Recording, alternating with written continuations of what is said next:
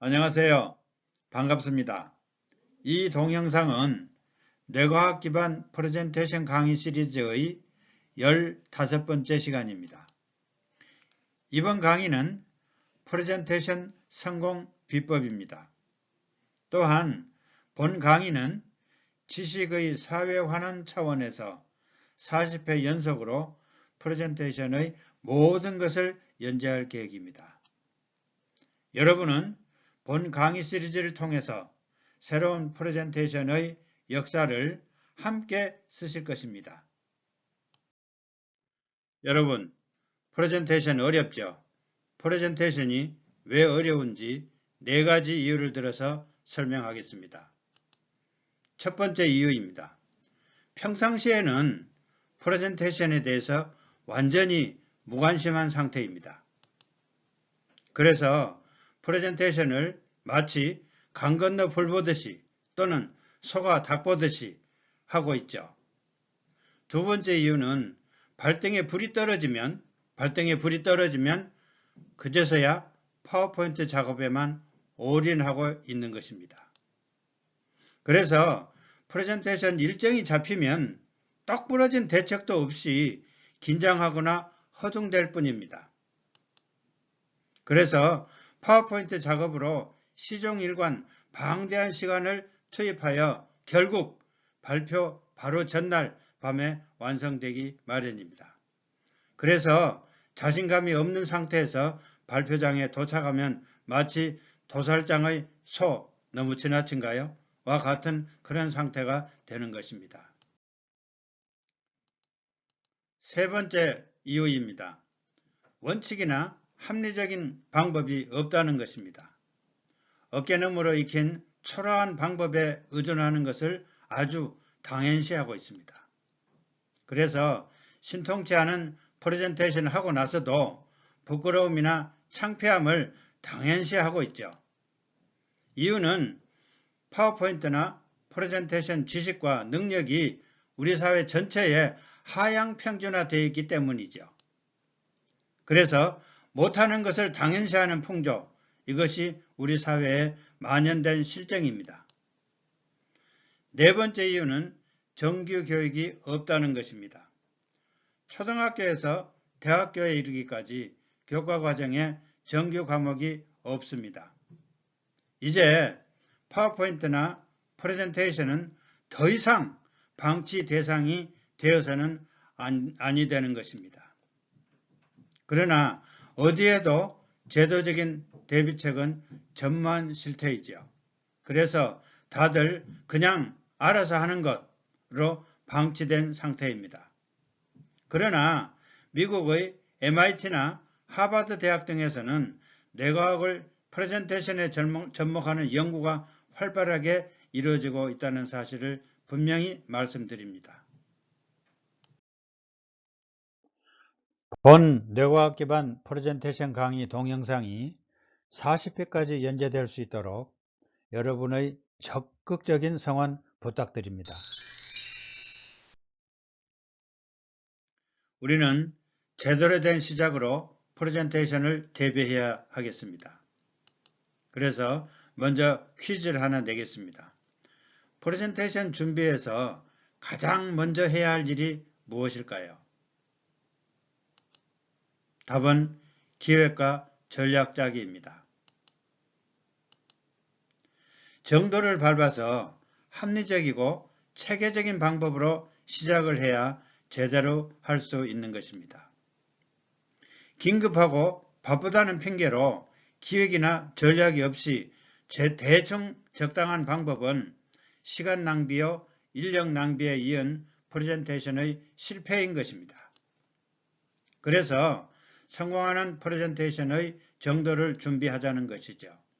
그래서 기획과 전략을 수립하고 이어서 슬라이드 작업을 한 후에 반드시 리허설 순으로 준비를 해야 합니다. 그러면 여기서 기획과 전략 수립에는 어떠한 것을 해야 될까요? 먼저 일정을 수립해야 됩니다. 이어서 목표를 설정하고 청중을 분석하고 장소를 분석합니다. 다음에 자료조사 및 분석을 한 후에 유인물 디자인을 하고 이어서 슬라이드 디자인, 이런 방식으로 이루어져야 되는 것입니다.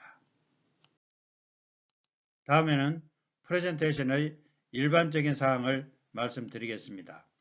과학기술연합대학원 UST라고 대덕연구단지 있죠. 여기서 본인이 3학점짜리 강의를 3학기를 통해서 발견한 사항입니다. 첫째, 프레젠테이션의 경우에는 알고 있는 것과 실행하는 것이 별개라는 사실입니다. 원인은 알고는 있지만 시청중 앞에 서면 긴장감, 초조 등으로 자신감을 상실하기 때문입니다. 두 번째는 파워포인트 작업이 곧 프레젠테이션이라는 인식이 만연된 상태입니다. 세 번째는 몸에 배어있는 나쁜 버릇은 긴장이 된 순간에 본인도 모르는 상태에서 부지중에 나타나곤 하지요. 네 번째는 제스처나 시선 처리, 얼굴 표정 등의 프레젠테이션 필수 행동은 전무한 실정입니다. 이유는 시청중 앞에서 긴장감 고조로 주눅들기 때문이죠. 두 번째 이유는 준비가 부족해서 이에 따른 자신감이 없기 때문인 것입니다. 우리는 파워포인트에 너무 올인하고 있습니다. 이는 결코 좋지 않습니다.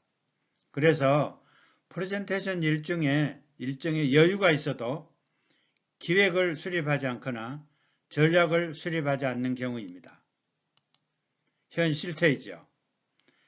첫 단계에서 자신의 PC에서 파워포인트 파일을 검색합니다. 만약에 없으면 타인 즉 동료나 선배, 상사로부터 파워포인트 파일을 요청합니다. 다음 단계에서는 파워포인트를 PC 모니터에 디스플레이한 상태에서 수정 작업의 지속적인 반복이 이루어집니다.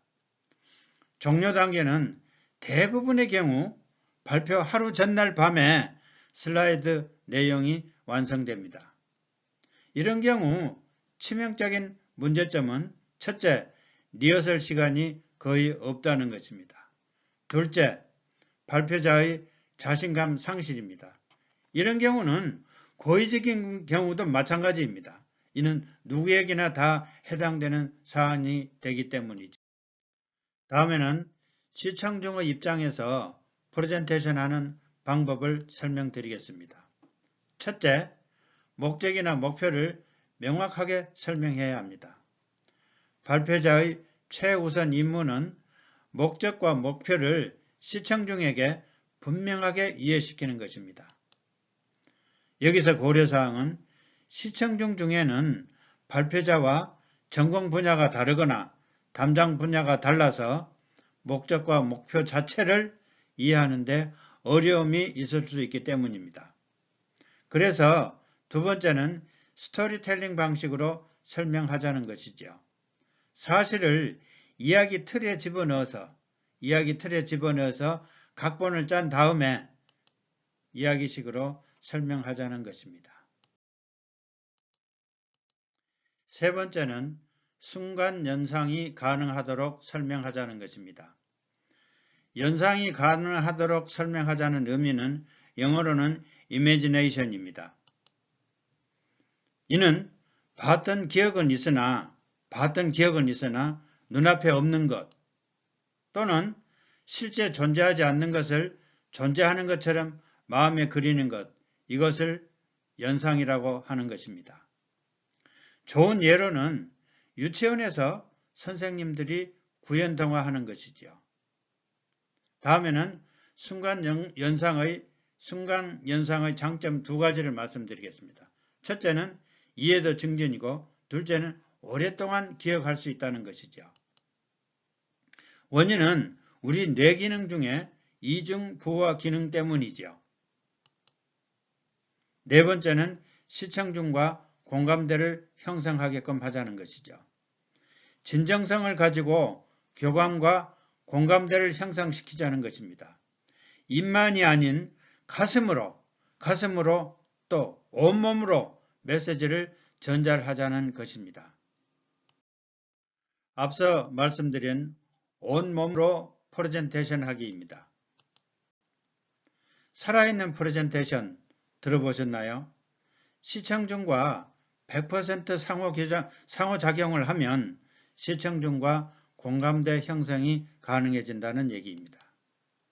여기서 주요 요건은 발표자의 온몸, 즉 시선, 얼굴 표정, 보디 랭귀지 등을 사용하는 것입니다. 여기서는 입술말이 아니고 가슴말을 구사하자는 것이죠. 죽은 프레젠테이션은 시청중이 외면하는 프레젠테이션을 말하는 것입니다. 시청중과 상호작용이 거의 전무한 프레젠테이션을 말하는 것이죠. 여기서는 단순한 사실만 전달하고 발표자의 시선은 스크린의 글씨에만 두고 읽어나가는 경우입니다. 리허설로 성공을 보장하기입니다. 프레젠테이션 준비의 필수사항이 무엇입니까? 이는 곧 리허설입니다. 그러나 대부분 발표자들이 리허설은 아주 등한시하지요. 카민 갈로라는 사람이 스티브 잡스의 프레젠테이션 준비하고 발표 과정에 대해서 이렇게 얘기를 했습니다. 스티브 잡스는 1시간짜리 신제품 소개를 하는 프레젠테이션 기획 단계에서 복장, 소품, 슬라이드 디자인 등을 직접 진두지휘하고 발표 준비한 후에 수백 번 리허설을 반복한다고 했습니다. 다음에는 카민 갈로가 스티브 잡스의 프레젠테이션 준비에 대해서 설명한 내용입니다. 출처는 KBS1입니다. 스티브 잡스는 직원들에게만 까다로운 것은 아니다. 제품 설명회에 매번 직접 나서는 잡스. 그는 사람들 앞에서는 단 1시간을 위해 수백 번 연습을 한다고 한다. He practices, rehearses for each and every one of his presentations for many, many hours, over many weeks. He makes sure that he knows what's on every slide. Every demonstration is rehearsed. He knows exactly what's going to happen next. And so that is part of this ethos that I believe has driven Steve Jobs and his success for many years. 다음 강의는 프레젠테이션 강의 시리즈 16번째 시간으로 스토리보드 활용하여 파워포인트 슬라이드 디자인 성공법입니다. 여러분의 많은 시청 부탁드립니다. 대단히 감사합니다.